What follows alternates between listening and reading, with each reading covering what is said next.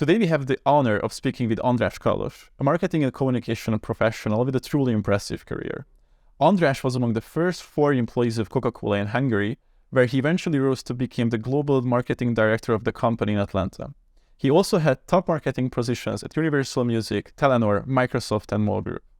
As a marketing professional, he worked with icons like Eminem, Bon Jovi, Enrique Iglesias, but also with high-level business professionals, both in the States and in Europe. Now Andras is taking a well-deserved break from the corporate world and enjoying life. We can't wait to let you know about his journey and the valuable lessons he learned along the way. Let's welcome Andras Kallos to the podcast. Hi, Andras. Hey, it's great to be here. Thank you for inviting me. Thanks for joining us today. So let's just jump right into it. Podcasts. Can you define us? What do we call a podcast? I think there's a lot of discussion in the world of media what it is. Let's say for Google, it's an income line because they're actually developing an income line for podcasts and they're giving out tools. Anything can be a podcast. Basically, it's people talking about a subject that they're passionate about. Nowadays, I don't think there's a very strict definition. So feel free to define podcasts as you like. So as somebody who comes from the private side, young individuals like us, I'd say the creative part. What can we learn from companies and why do they use podcasts? That's a very good question. I would say the most important thing that you should always learn is who's your audience. If I was in the corporate side, I'd say who's your target audience? Who are you talking to? What do they want to hear? What tonality do they want? How can I accommodate and how can I reach them? So really understanding who you're talking to and then making content that's interesting for them. I think that's your number one challenge. If you've got that figured out, you'll probably find the way you work with it much easier. How did you get into it? I know that you studied business and you started in banking, but you pivoted right into marketing. And how you get into contact with podcasts? Well, that's a very good question. When I started marketing way back in history, podcasts weren't really a thing. And as I went down my career, probably the most famous company that really worked with podcasts that I worked in was Microsoft, talking to both sort of its internal audiences. So we had podcasts going internally and we had podcasts going to partners and obviously going out to consumers. What tactics did you use there to promote the brand or market Microsoft's product in the current digital environment? That's a very good question, probably very relevant to you guys working in that digital field. So what we looked at is understanding our customer journey, the funnel of where our customers came from and how do you optimize it. So when looking at your podcasts, always look at where they came from. Did they come from another social network? Did they come from partner podcasts you might partner with? Did they just find you searching on keywords? Really understand where they come from. And then also the second part is why they're staying. And that part is really interesting if you look at the comment section, because then you'll understand what are the topics that interested them, what started discussion, what did people jump onto, because probably that's why they're going to come back or that's why they stayed. And what defines a good podcast? How did you decide which creator to give money to? Well, it's always a business decision. You do 2 things. You look at them as your tool to reach a certain amount of people. So you look at their viewerships, but also you look at their tonality, their professionalism. How do you want to partner with them? Also how much they cost. All those come into play when you're deciding who to work with. But now that we are in an environment where we are competing against tech icons like TikTok, Instagram, YouTube, where they have short format videos, and there are some researches that say that now the average attention span of a young individual is about 8 seconds. So how can you create a podcast where you keep engaging your audience for 45 minutes or even longer? I think it's challenging, definitely, especially if you go to the younger target group. They have grown up in an environment where they get a lot of messages very fast. At the same time, I think there's a difference between the YouTube audience and a TikTok audience. When you watch it, how you watch it. But if you think about limited attention span, always look at how you build up your podcast. So putting together the whole structure of a 20, 30-minute podcast or a YouTube video, always make sure that you've got little hooks that people will come back to when they're watching you. Apart from being entertaining, podcasts and also digital content could be informative. This is why we are doing this podcast, because our goal is to entertain young, enthusiastic, entrepreneurial individuals to start working on their own ideas. This is what actually Budapest Innovation Group does, and this is why we are very grateful to have this opportunity to build Big's legacy, continue the work that the founders team has started.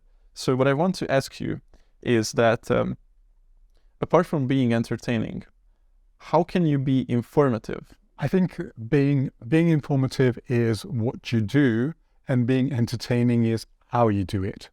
So that's going to be the balance that you're going to be working on. One, whatever subjects you talk about, make sure that you understand the subject. So you're comfortable with it, you know the background, you know what you're talking about. That's information. Research it, bring together topics in the way that people either haven't brought it together or haven't discussed it. Now, the entertainment part is you guys and your guests. How do you do it? How do you make it fun? How do you make it human? Your interaction, your discussions, your jokes, you know, your sentences that have gone wrong, that's the entertainment part. So, as I said, what? Make that good, make that solid. How? Make that nice, fun, entertaining. Give yourselves and give your personality. Because if people like you, they'll come back for you. So don't just ask your guests to tell their stories, but tell your story, your personal story, your thought behind it. Because that's what people would want to hear as well, not just your guests. I won't name them. Guerrilla campaign about the stickers. Yes, we can talk about that. 2005 Coca-Cola guerrilla campaign at Pesti Srácok. There were vignettes, and it was a Fanta campaign. Oh my God, I don't even remember that. I don't know, what was the stickers? Wasn't it? I can show you. Which one was it? Bamboos or something like that. The feeling and the genius behind it was that it doesn't state anything, just use the slogan which was running TV ads. And oh my God, that was probably one of those projects that were like, by the way, do it. I'm sorry. I don't remember that. A pine for it. 50,000 Hungarian forints. The whole Coca-Cola. Wow. But you know, Okay. Oh, it's really good. It's really good because this is going to be a great setting. Like I introduce this topic, and then you can ask that. No, you introduce this topic because you know more about it. no, this is what you just keep, this discussion. This is a real discussion. This is what a podcast should be. Me going, shit, I don't remember. You had a huge experience with getting through your message in different countries because you were targeting 200 countries with Coca-Cola. And your job as a marketing director is to get the message through to your audience. So in an interview, you mentioned that 60% of the work is done by you and 40% is done by the other agencies that help the work of different companies in marketing. Can you tell us how does it work naturally that you put in 60% of the work? Once you get to the actual creative part, you've already done a lot of work. You've analyzed the target group, you've done your business calculations, you've reviewed competitors, you've written the brief, you've done a lot of work that you hand over to the agency, and they will build on top of that. So the learning, for instance, for content developers is that probably the 60% of the work you do is preparation. And then 40% or 20%, depending on how your work goes, is the creative work, is sitting down, is doing a podcast. But you've already done a lot of work to get here. And this is sort of the extra icing on the cake that sells all the work you've done. In your professional experience, what can a podcast give you? Why will people return and watch it again and again? I think the number one reason somebody comes back to a podcast is they probably like the hosts. So the hosts are the stars of the podcast. You come back every week to listen to their opinions, listen to them discussing topics. That's obviously interesting for you, but in the way they do it. It's the character, a nice little argument or a discussion about a topic or some sort of life behind the scenes really makes a podcast interesting. In this current environment, how can you build your brand, and what brand building exercises can you do digitally so that you can position yourself? Well, first of all, know what your brand is. And that's the biggest question. What are you about? What do you want to say to your audience? Why do you think they would like you? Make sure you write that down and keep to it and build that. So don't start being everything for everyone. You cannot be everything for everyone. Know your audience, know yourselves, and keep building. So if you want to be the funny one, then every time you do a podcast, be funny. Because after a time, they'll look at you as the funny one. You're going to have a hard time with that. And you will have your own brand and your podcast will have, but you have to keep coming back to it and reminding everybody what you're about. In every podcast, you will have a certain pillar which will support your brand. Otherwise, you'll be this gray something that they don't know what to associate with. You're not going to be sort of the refreshing, cool American drink. You're going to be the brown something that gets warm. And, you need to know what you are. Write that down, keep to it, and build it. At Coca-Cola, you did a lot of campaigns where there were no direct effect, where you couldn't measure the sales immediately. Can you tell us just a little bit about how can you measure something like the beach house? And can you tell us what is the beach house? Right. I think that's a really good question, especially in line of how do you create content for TV? Because the beach house itself was created as a content developing mechanism. Think of it as a all summer long podcast.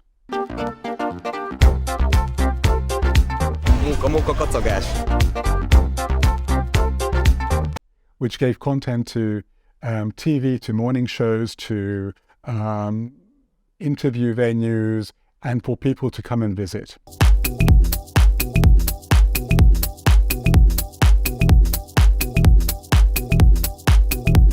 The original idea came from a US TV show called the MTV Beach House, which was basically a studio and a pool and guests coming in and basically MTV filming that.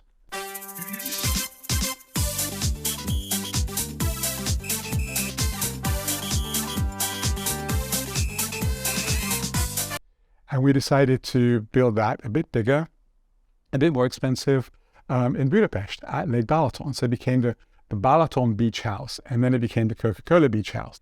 How can you measure the effect of something like this? One of the KPIs, one of the benchmarks that we look at is what the brand represents for our consumers. And this is a brand building exercise. In Hungary, we looked at refreshment. We also looked at local and some other elements. And every year, I think it was a monthly measurement, we looked at how these brand elements were developing and where they came from. Advertising, beach house experience, did they see us on TV, what was the effect? So in the long time, the brand equity, why people like us, grew based on what we wanted them to grow by. What's your favorite marketing experience? An experience that you had to go a little bit behind the books of the academic marketing strategies, and you had to come up with something unique that you used to market either Coca-Cola, Microsoft, or any other companies that maybe we could use to market our podcast. At Coke, there's a massive learning that we would use about 10% of your budget to do strange, unique things, unmeasurable things, something that you can't actually relate to business success, but you learn or you make a difference. Back then, the big Hungarian festival was called Pepsi Festival. So we actually went to the entrance of the Pepsi Festival with Cherry Coke, and we actually advertised Cherry Coke in front of the Pepsi Festival, which was the brand for Cherry Coke. And we got a call from Pepsi say, cease and desist, could you not do that? So that was fun.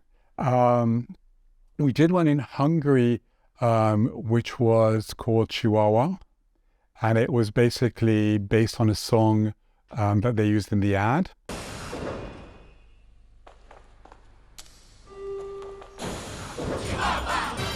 And then we did stickers and we did all sorts of media presence there. It wasn't too big, it was interesting.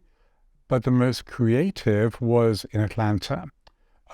We were about to launch a new packaging, which was a aluminium can, the first aluminium can. And it was 5 designs. We gave the 5 designs to 5 design artists around the world in each continent. And they created design, website, music, and basically we advertised them. And that's how we launched this new type of packaging concept in each continent.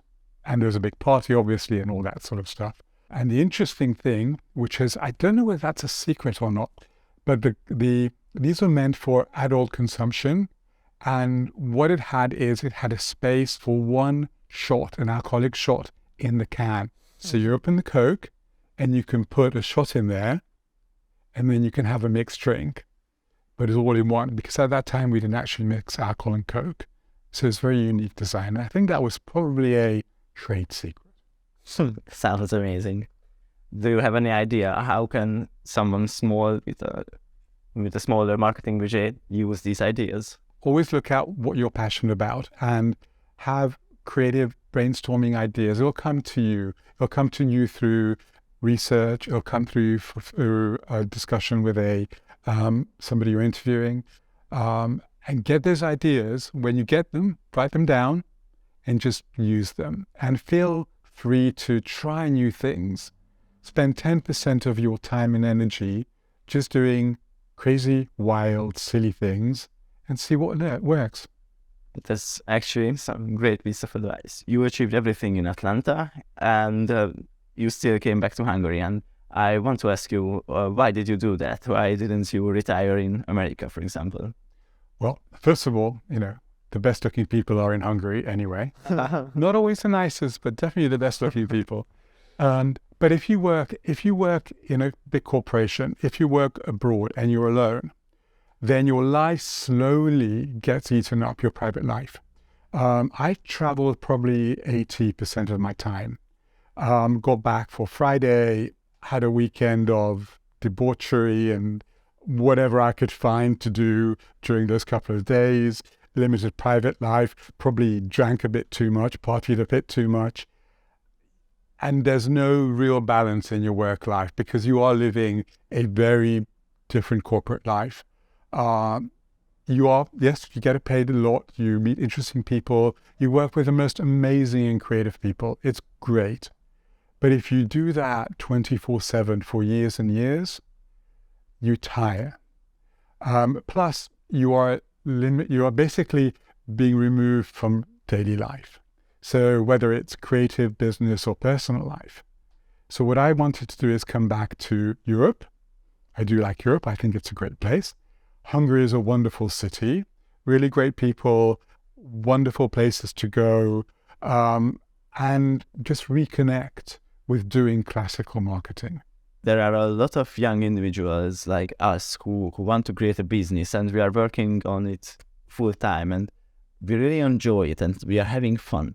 But I want to get your perspective on this topic, that how you dealt with this situation and what do you think? Is it worth it to get to the top? I can't actually tell you whether it was worth it yet.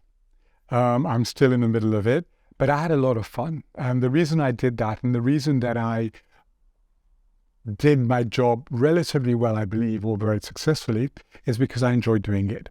I enjoyed the people, I enjoyed the atmosphere, I enjoyed the learning, I enjoyed the 12-hour working days or the 24-hour working days. I wouldn't have done it if I didn't enjoy it. So my number one advice is, if you found something you like doing, just do it because you'll enjoy doing it.